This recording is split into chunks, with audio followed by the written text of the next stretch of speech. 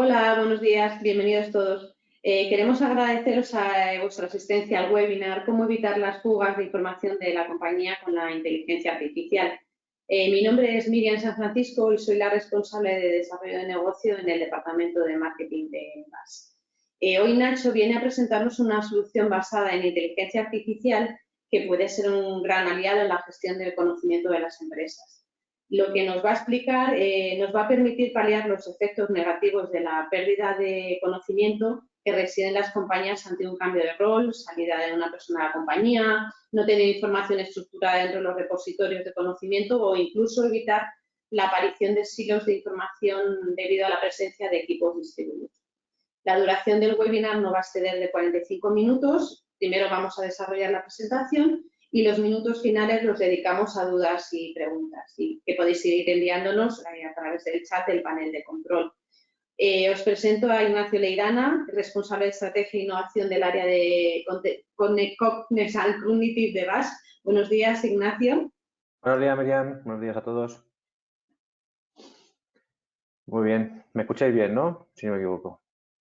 Vale, gracias, Miriam, por la presentación. Bueno, como comentaba, la idea que teníamos hoy era presentaros un poco nuestra conceptualización, nuestra solución, luego además también basado en experiencias que hemos hecho en otros clientes y donde hemos hecho ya este tipo de soluciones, en las cuales lo que entendemos es, como decía Miriam, pues evitar esa fuga de conocimiento que hay en las personas. Y ya no solo ese conocimiento que está en las personas, sino también el conocimiento que tenemos en los contenidos empresariales, ¿no? Dentro de los diferentes repositorios que podemos tener dentro de nuestra empresa. Porque al final, muchas veces lo tenemos en repositorios documentales, en diferentes CRMs, en diferentes ERPs, tenemos esa información, pero muchas veces ni la tenemos bien catalogada ni bien estructurada y no somos capaces luego de encontrarla, ¿vale? Entonces ya no solo es un hecho de que hay mucho conocimiento que se queda muchas veces en las personas, sino también conocimiento que está distribuido en los diferentes repositorios de las empresas y que luego no somos capaces de encontrar, ¿no?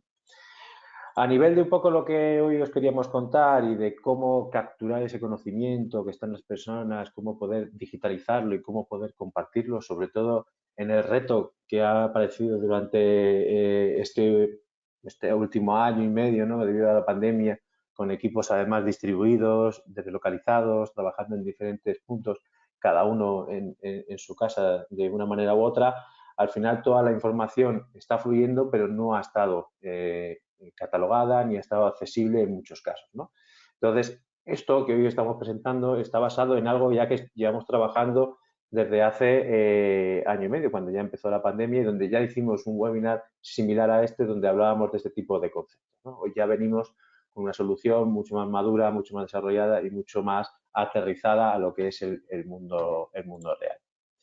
Como os decía, al final tenemos información que muchas veces no está bien estructurada ni bien organizada y la tenemos almacenada en diferentes repositorios y luego tenemos información dentro, digamos, del conocimiento de la persona, ¿no? Siempre lo que hemos dicho es ese conocimiento cuando hay una persona que cambia de un rol, cambia de un equipo o por lo que sea se va de la empresa, perdemos ese conocimiento, ¿no? Y siempre intentamos, en el último momento, el que lo documente, el que lo plasme en alguna documentación, el que eso transmita a algún compañero, etcétera.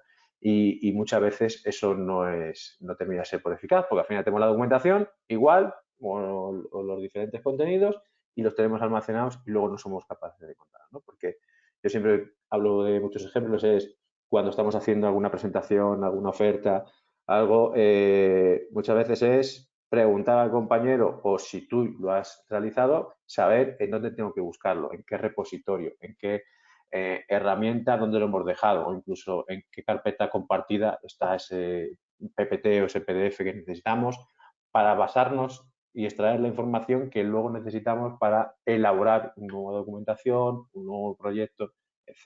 ¿Vale? Basado en todo esto, nosotros lo que hemos hecho es una solución que hemos llamado NIC, New Intelligence for Corporate Knowledge, que al final, basado sobre todo en soluciones o en herramientas de inteligencia artificial, mucho más cosas que hay alrededor, pero como la inteligencia artificial, pues ya sabemos que está un poquito de moda, el tema del tratamiento del lenguaje natural, pues todo eso nos está ayudando a poder extraer toda esa información y a poder capturar, ¿no? Al final, dentro de esta solución hay tres funcionalidades que son claramente diferenciadas. Una es una interfaz para la gestión conversacional, es decir, en este caso lo que vamos a disponer es de un agente conversacional o chatbot, como queramos llamarle, pero muy ya en un nivel, digamos, muy elevado de entendimiento del lenguaje, es decir, no voy a ir a base de botones ni de búsquedas guiadas, sino vamos a tratarlo a través del lenguaje natural. Luego tenemos una parte de extracción del conocimiento explícito y otra parte de la extracción del conocimiento tácito, ¿vale? En este caso, voy a pasar a la siguiente slide para ver qué diferencias hay y partir un poco en qué es un conocimiento tácito y qué es un conocimiento explícito, ¿vale? Voy a hacer aquí un pequeño apunte. Al final, basado en el modelo SECI, que bueno, fue definido por Hirotaka y Kujiro, lo que decían era cómo se transformaba ese conocimiento tácito en explícito y de explícito a tácito, ¿no? Pasando por las 4 fases de socialización, externalización, combinación e internalización, ¿no? Al final, el conocimiento tácito, que es el que tenemos las personas, que podemos tenerlo a través de la formación, en la parte, si nos vemos al cuadro superior izquierdo, la socialización es la parte del boca a boca, los cafés, etcétera, es el conocimiento que tenemos las personas, ¿no? Como comentaba antes, podemos pasarlo a un conocimiento explícito haciendo un acta, una documentación o un informe, ¿no? Pero una vez que esa documentación, ese contenido, volvemos a empezar a hacer síntesis, hacemos algunas publicaciones, unas reseñas, porque al final es un documento externo, ya empezamos a pasar del explícito hacia el tácito en el momento que esa documentación o esa información que yo he sintetizado, lo que estoy pasando es a asimilarlo de nuevo, ¿no? Una vez que lo tengo asimilado, igual empiezo a socializarme para distribuirlo, ¿no? Entonces, al final tenemos esos dos mundos entre el conocimiento tácito y el conocimiento explícito, ¿no? Y ahí está el reto de cómo el conocimiento lo paso de las personas a los contenidos y en un momento dado de esos contenidos cómo se lo muestro a las personas. Sobre todo teniendo en cuenta lo que comentaba, estamos en un mundo ahora mismo muy distribuido donde el contacto, sobre todo a nivel de empresarial, de me cruzo en el pasillo, me tomo un café, etcétera, pues se ha perdido mucho y se ha pasado a otro tipo de trabajo, pues normalmente pues trabajando de manera remota y desorganizada. ¿Cuál es funcionalmente? Y hoy no voy a entrar tampoco, aunque sí veremos un poquito elementos técnicos en los que nos hemos basado. Sí. Discúlpame, no están cambiando las slides. ¿No ha pasado? No. A ver, un momentito. Que entiendo, pues, ¿dónde lo tenemos? A ver, vamos a ver. Está la slide de presentación. Seguramente es que... Ahora. Ahora ves, sí, pero ahí avanza. Ahora sí avanza. Sí, Ahora sí, avanza, sí. ¿no? Por alguna razón se había quedado en pausa. Bueno, os voy a dejar pues, un poquito. Estas son las iniciales, en esto me voy a meter lo que os estaba comentando y que a lo mejor gráficamente, si os lo he comentado, no lo veíais, ¿no? La transformación que os decía del conocimiento tácito al conocimiento explícito, ¿no? Basado en el modelo SECI de conversión del conocimiento. Hasta aquí no lo habéis visto. Aquí ya era donde os intentaba ya explicar de manera funcional cómo va a funcionar, cómo funciona la solución de NIC. Al final tenemos dos líneas, como os decía, un conocimiento explícito y un conocimiento implícito. El conocimiento explícito, que es el que tenemos en los contenidos, documentación estructurada, documentación no estructurada, información que podemos tener en una base de datos, que luego podamos utilizar a nivel de enriquecimiento con la documentación o activos que podamos tener. Estamos hablando de documentación o contenidos, pero que pueden ser no solo lo que recordamos o sabemos de PDFs, Word o imágenes, ¿no? También hablamos de vídeos, audios, etcétera, que podamos tratar para poder extraer ese conocimiento que tenemos en información en diferentes silos de repositorios de documentación y al que queremos poder buscar, ¿vale? Desde un punto común y que además esté también securizado, ¿no? Que podamos acceder solo a la información a la cual yo puedo acceder y de una manera, digamos, fácil y sencilla, como comentaba, a través de un asistente conversacional. Y luego tenemos la parte de la captación del conocimiento implícito, que es a través de que un agente conversacional, pues grabando un audio o haciendo un par de preguntas en una entrevista, pueda capturar el conocimiento que tiene una persona, sin necesidad de que tenga que estar digitalizándola o documentándola dentro de un documento, ¿no? Sino que a través del audio podamos hacer luego esa extracción y meterlo dentro de nuestro gestor de conocimiento. Para hacer esto tenemos el punto que ahí veis es la parte del motor de extracción y el corpus específico. El motor de extracción va a coger toda esa información a través de herramientas de lenguaje natural y de inteligencia artificial para sacar la información y los metadatos que necesitamos, ¿vale? Esa información puede estar dentro de los metadatos que pueden estar dentro de los repositorios o extrayendo información dentro del documento, ¿vale? Que no solo a veces tenemos información dentro de repositorios donde no tenemos ningún tipo de metadato y por lo tanto el hacer una búsqueda de esa documentación, si no hacemos un proceso anterior de extracción de OCR y de luego interpretación de lo que está pasando para poderlo luego volcarlo, no lo encontraríamos, ¿no? Y luego además un corpus específico. El corpus específico va a estar basado en una interpretación del lenguaje natural aplicado al caso de uso o al negocio en el que estemos hablando, ¿vale? Porque no es lo mismo que yo hable de una bolsa en un negocio, digamos, de retail que en un negocio de banca. Bueno, tiene significados parecidos, ¿no? Y luego, ¿cómo exponemos esto a nuestros usuarios? Pues, como decía, a través del agente conversacional, donde nos va a dar no el enlace, digamos, al documento sobre el contenido que estoy buscando, sino que me va a dar la respuesta exacta de lo que estoy buscando. Y luego me dará un listado para poder acceder a documentación donde la encontrar, ¿vale? Con eso, ¿dónde accedemos a la documentación? A través del portal cognitivo. Es decir, la gente me da la respuesta, pero me da el enlace para que yo pueda ir luego a ese portal cognitivo y hacer un filtrado de la documentación que yo quiera buscar en un momento dado. Ejemplos de casos de uso, ¿no? Tenemos el agente cognitivo que hace una consulta de conocimiento, ahí tenemos un ejemplo, ¿no? Oye, mira, tengo un proyecto tal, necesito información sobre X. Bueno, pues el agente conversacional lo que nos va a dar es, ahora, esta es la respuesta, esta es la información que he encontrado, ¿no? Y nos va a dar la información al link de la documentación asociada a esos contenidos. Igualmente, para aportar conocimiento, pues el agente cognitivo puede hacer una serie de preguntas para, a través de algún tipo de tema, que una persona de nuestra empresa pueda aportar el conocimiento mediante la voz, luego podamos tratarlo y añadirlo dentro de nuestro corpus de conocimiento y de la gestión, ¿no? Que tenemos de ese conocimiento, donde luego podemos mostrarlo con el caso de arriba que decíamos, ¿no? La parte de consulta. Bien, a nivel de solución, a nivel funcional, los 4 puntos que decía, el agente cognitivo, el portal cognitivo, el corpus específico y el motor de extracción. Haciendo un poquito de foco en cada uno de ellos, aunque ya lo he ido comentando, al final nosotros lo que hemos desarrollado, y en este caso es un pequeño, digamos, frontal de ejemplo, para que luego lo veamos en la demo, donde tenemos una interfaz para poder hablar con nuestro agente conversacional.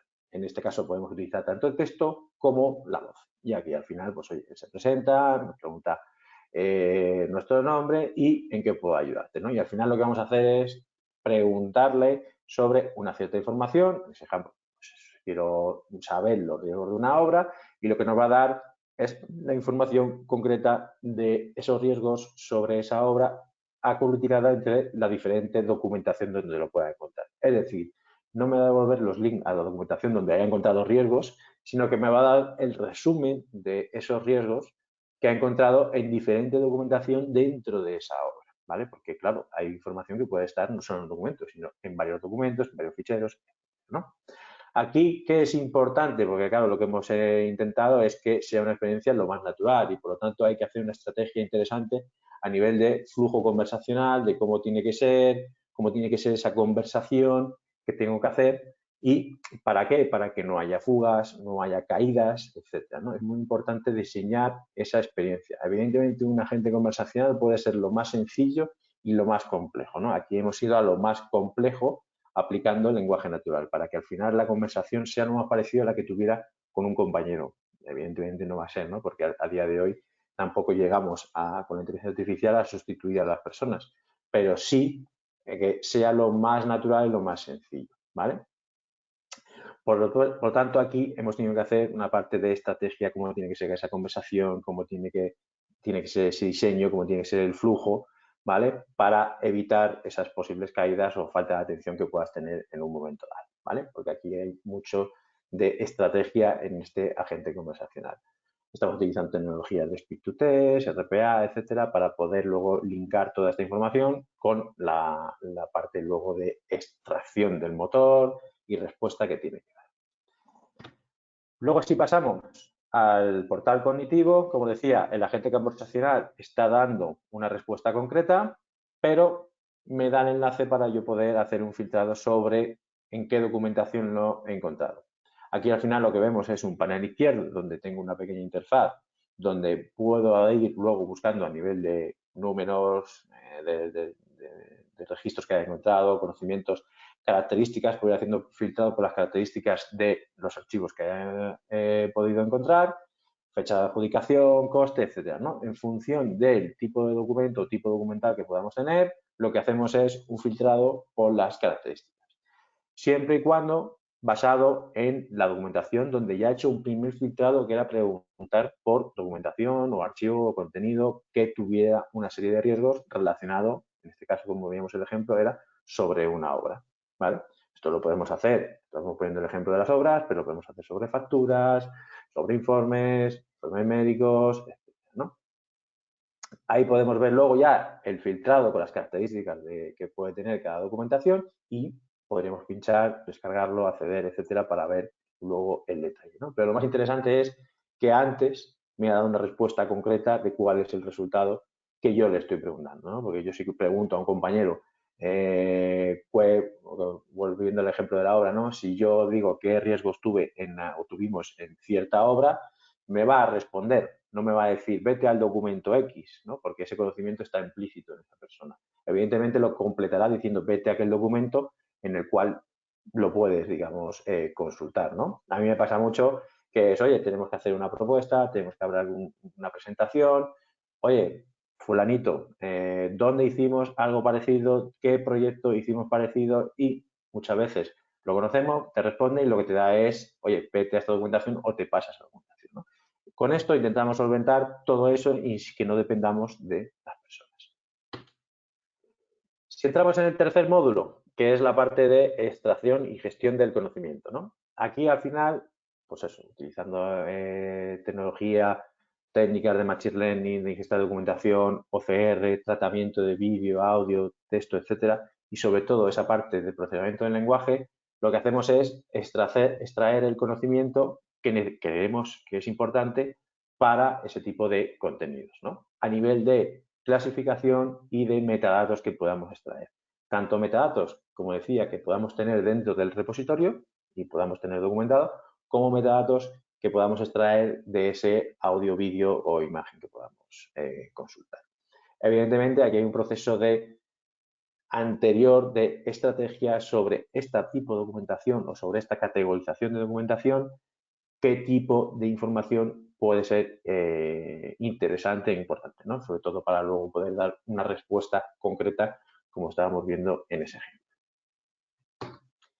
Y luego ya por último tenemos el corpus del lenguaje, ¿no? Aquí al final lo que os estaba comentando era, bien, yo puedo basarme, por ejemplo, en modelos de lenguaje que ya hay en el mercado, que puedo entrenar, que puedo reentrenar, pero al final lo que queremos es que entienda perfectamente el negocio en el que estamos, ¿no? ¿Por qué es importante? Sobre todo porque en el momento de que yo tenga que extraer y luego disponer para poder buscarlo, sea capaz de interpretar el corpus del negocio en el que estamos. Estamos hablando de un mercado de seguros, de banca, de industria, telco, etcétera, ¿no?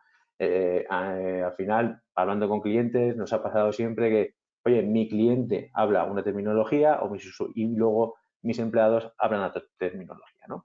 Entonces, es importante que esa terminología esté aplicada dentro de ese corpus que tiene que además, puede ser que sea multilingüe, porque podemos tener repositorios en diferentes regiones, en Brasil, en Latinoamérica, en Europa, etcétera, y podamos tener que interpretar diferentes idiomas, inglés, castellano, español, etcétera.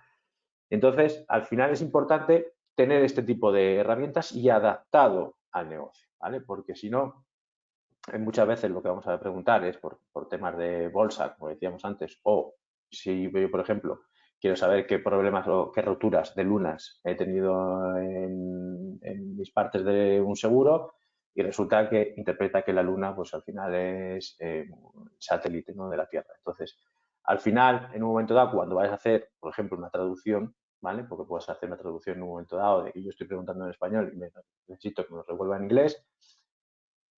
Si no estamos haciendo una buena interpretación a nivel de lo que es una luna, pues podemos tener problemas a nivel de encontrar luego el contenido, ¿no? Entonces es muy importante que ese corpus, que sea también multilingüe, esté asociado a la terminología del sector y que además sea capaz de interpretar el distanciamiento de términos. El distanciamiento de términos es, al final, la parte de similitudes, porque yo puedo preguntar de una forma, puedo hacer una pregunta con un sinónimo y no, a lo mejor no lo entiende. Entonces, sí es importante que haya relación a nivel de distanciamiento de términos entre las diferentes palabras que interpretan un idioma, ¿no? Entonces, esta parte es la más específica y la más, digamos, importante, ¿no? Sobre todo unido con la que hablaba antes del agente de conversación, ¿vale? Y hasta aquí un poquito lo que es el nivel funcional de lo que es la solución de esos 4 módulos que hemos visto y demás, ¿no? Entrando un poquito en más detalle, y lo que veremos ahora en la demo que os vamos a enseñar, es un poco esas capas o elementos funcionales, cómo los hemos traducido en terminología técnica, ¿vale? En este caso, como decía, y de siempre en VAS, no es que tengamos un producto que resuelva esto. Al final, esto es una solución aplicada a la idiosincrasia que pueda tener un cliente, ¿vale? Porque puede ser que yo tenga silos de información en un CRM, en un ERP, en el gestor documental, etcétera, y necesita aplicar soluciones diferentes, aunque funcionalmente sean lo mismo, ¿no? Al final, yo necesito hacer un motor de extracción, pero que necesito que se conecte a un CRM o a un ERP, y dependiendo del CRM o el ERP o el gestor documental que sea, pues necesite realizar una integración diferente, ¿no? Al igual que cuando yo os pongo la información dentro del frontal o del agente conversacional. Al final, el frontal puede ser un frontal que yo despliegue separado de lo que yo tengo ya de herramientas de trabajo, como Teams o como mi Business Workspace, pero lo puedo integrar dentro de mi intranet o dentro de mi portal de cliente para poder acceder, ¿no? Entonces, al final, la tecnología no es tan importante si el ver la estrategia y cómo implantarlo y qué módulos funcionales voy a necesitar, ¿no? Al igual que, pues, qué tecnologías podemos utilizar dentro de la agente conversacional. Nosotros, en este ejemplo, hemos utilizado Watson, pero podríamos utilizar cualquier tipo de interpretación del lenguaje natural dentro de la parte del diálogo, ¿no?, de la agente conversacional, que pueda ser Watson, que pueda ser Azure, que pueda ser Amazon, bueno, cualquiera de tecnologías en las cuales trabajamos, ¿no? Luego siempre es importante, al final, dentro de estas soluciones, como estamos cogiendo información de los diferentes repositorios donde nos estamos trayendo, donde lo estamos tratando y donde estamos, además, trayéndonos la seguridad, porque es importante que luego esa seguridad no permita que yo pueda acceder a la documentación si no tengo ningún permiso, es decir, que traiga también la seguridad de los diferentes orígenes, pero al final siempre necesitamos una capa de middleware que pueda ir conectando los diferentes orígenes y exponiéndola dentro de la parte del frontal y el agente conversacional, ¿no? Aquí, en este caso, bueno, en este caso lo desarrollamos con Spring Boot, pero bueno, al final lo que va cogiendo es la información de los diferentes orígenes, enriqueciéndola y mostrándola dentro de nuestra solución, ¿no? Y luego, pues inteligencia artificial, pues, igual, ¿no? Un poquito dependiendo de lo que podamos necesitar, idiosincrasia del cliente, tecnologías con las que trabaje, etcétera, pues bueno, trabajar con librerías open source de Python, en este caso, nos hemos basado en servicios cognitivos de Azure, servicios de interpretación del lenguaje natural de Luis. Bueno, hay a nivel de igual inteligencia artificial, el mundo es muy amplio, hay diferentes soluciones y podemos aplicarlas en función de lo que necesitemos, ¿vale? Entonces, no nos quedemos tanto en qué tecnologías estamos usando en esta demo, sino en qué módulos funcionales que luego se van a transmitir, se van a transformar en soluciones técnicas, vamos a necesitar para desarrollarlo. Pero dependerá, como yo digo, de la idiosincrasia que podamos tener para el cliente, repositorios, información, cómo queramos mostrarla, etcétera. Igualmente, no es necesario tener un agente conversacional, puedo tener solo un frontal donde yo puedo realizar una búsqueda del lenguaje natural y me va a poder dar la información, ¿vale? Si queremos hacer la parte de extracción y queremos hacer un proyecto similar a este, la parte de middleware e inteligencia artificial sí va a ser necesaria, ¿no? Pero luego, como queramos mostrarla dentro de un frontal, dentro de una aplicación móvil, dentro de una agente emocional, pues ahí ya dependerá un poco del caso de uso concreto en el que estemos trabajando, ¿vale? Y por último, voy a enseñaros la demo, ¿vale? La demo muestra un caso práctico, como el que decía antes, que era el tema de las obras, ¿no? Yo voy a empezar una obra, voy a consultar qué riesgos o qué información necesito porque sé que hay una obra similar a la que voy a empezar que tiene ese tipo de riesgos y yo cuando vaya a empezar el proyecto quiero saber esa información porque necesito plasmarla dentro de mi proyecto de arranque, ¿no? Yo voy a empezar ese proyecto y, oye, pues en experiencias similares, qué riesgos, qué personal ha trabajado, qué perfiles necesito, qué presupuesto ha habido, etcétera. Pues me gusta consultar la información que he tenido de experiencias similares para plasmarlo, que pueda ser adaptado, porque a lo mejor el proyecto no es similar, dentro de ese mismo proyecto que estoy arrancando. Además, una vez que luego me dé la respuesta, pues lo que voy a hacer es, oye, pues si uno de estos riesgos que tengo pasaba en este tipo de obra, lo que puedo hacer es, dime qué tipo de obras tienen un riesgo asociado al que estoy preguntando, ¿vale? Entonces, sin más, voy a poner el vídeo, espero que se escuche, si no se va a ver el texto, o sea que por lo cual podremos ir siguiéndolo. Entonces, al final, lo que decíamos, tenemos una presentación inicial donde nos va a preguntar el nombre para que sea todo un poquito más amable y lo que vamos a hacer es ir siguiendo esto. Veréis el audio, es de mi compañero Frank, que estuvo haciendo la demo y el cual, pues, luego voy a ir comentando yo. ¿Vale? Voy a darle al play. Hola, soy Frank. Querría saber los riesgos de la obra 7W43.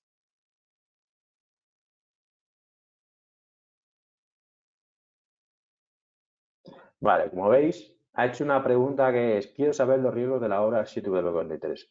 Al final lo que ha dado es un detalle de lo que es la información de esa obra, que está dentro de un expediente, y lo que yo decía, o sea, ha dado una respuesta de cuáles son los riesgos y dónde los ha encontrado, en qué documentos o en qué cantidad de documentos. En este caso, pues, los 4 primeros riesgos los ha encontrado dentro de los dos documentos, diferentes, y todo dentro de una misma obra, mientras que otros últimos solo lo ha encontrado dentro de una sola obra.